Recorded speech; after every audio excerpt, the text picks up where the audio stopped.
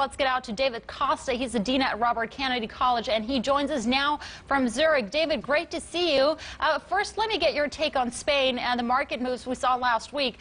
We saw the yield ticking up above 6% again, the IBEX at a 3-year low. We saw 5-year CDS spreads at a record high. Do you think that nervousness by the market is actually warranted, or is the market completely overreacting?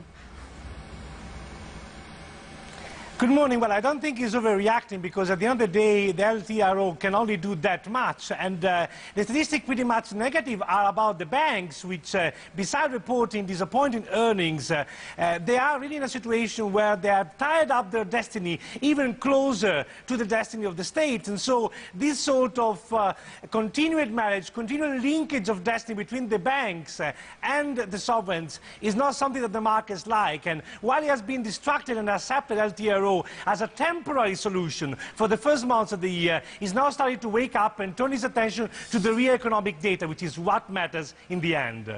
Exactly, David. You say that the LTRO is really just a temporary band-aid. What about a sustainable solution? Is there anything that policymakers have in their toolbox to give the economy that growth that it needs?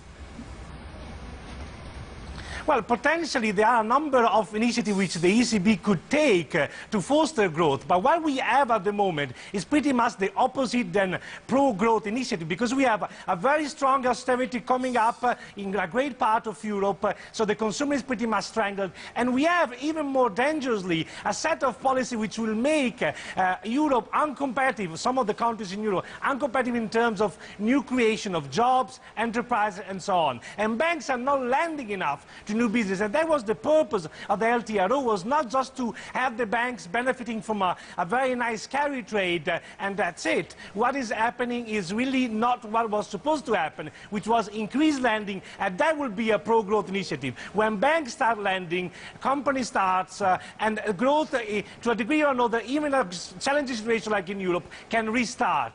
But without this lending, without the banking system functioning in Europe properly and having intra-banking going, this is not possible.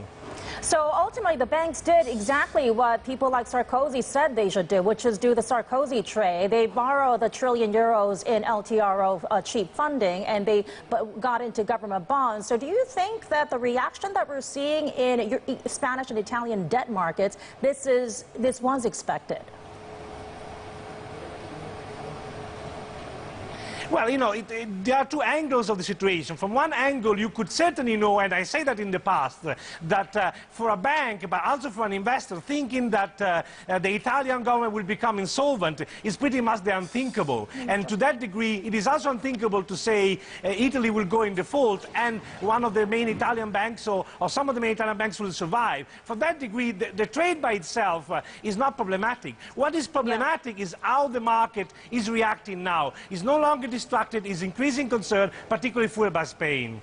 Yeah. So we've got G7 and G20 finance ministers, central bankers meeting later this week. If they come up with moves towards a fiscal union, is that going to settle some of the debt market concerns? Possibly, but the problem in Europe is really this type of decision-making is too slow and comes a piece at a time. And we really need something bigger.